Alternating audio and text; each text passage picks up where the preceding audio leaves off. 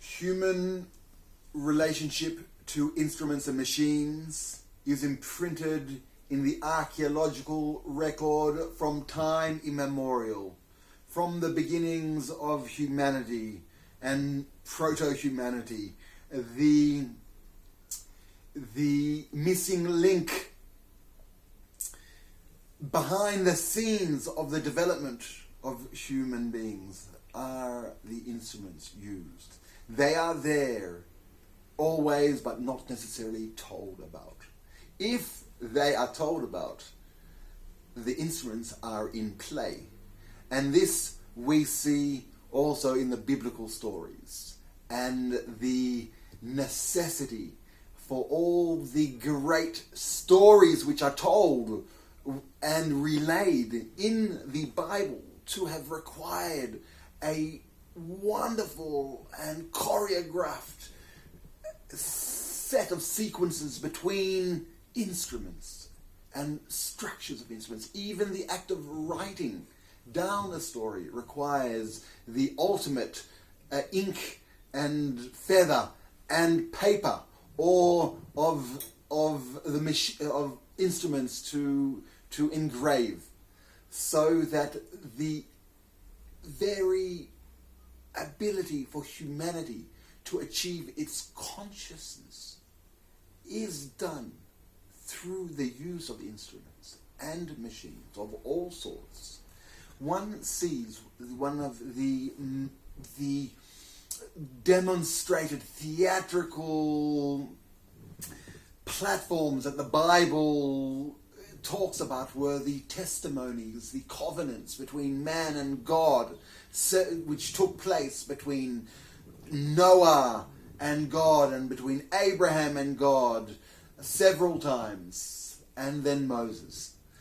The relationship between these stories and the use of tools and the use of knowledge, the cutting edge knowledge of the time, is in the text. Just take a look. It exists there. It is just not mentioned. It's at the background. And so too, our relationship with machines coming forward into the 21st century is one of necessity for our consciousness to expand.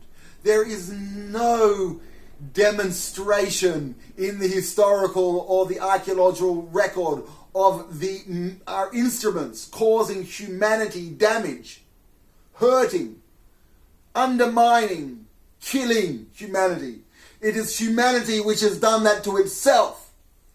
The instruments that we use can free us, can empower us, can empower the imaginations of those who don't want to wait for the emergency, so that people are desperate enough to give off their liberties to find the solutions.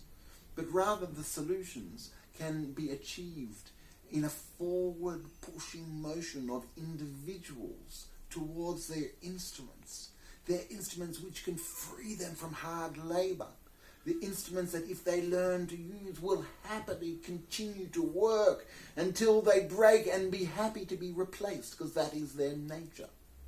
The ability for us to achieve great consciousness is in our relationships with our instruments. And that is the idea of the circumcision, where the instrumentation was imprinted in human flesh. The opposition to this are bureaucracies, which are filled with people who want to be tyrants over the human condition and over liberty, and who do not, those who have power over other people do not want to transfer it to an automated system where they too would be subject to it equally. That would be a conflict of interest too much to be requested of an individual to decide and to choose voluntarily something that would make them subject, although equally and fairly. So too, the opposition to the use of individualized instruments of the 21st century, just like stone axes were to the Neanderthal. Our highly personalized, problem-solving, artificial general intelligence guided instruments to free humanity from the tedious burden of a centralized and mistaken bureaucracy. The equation would be in biblical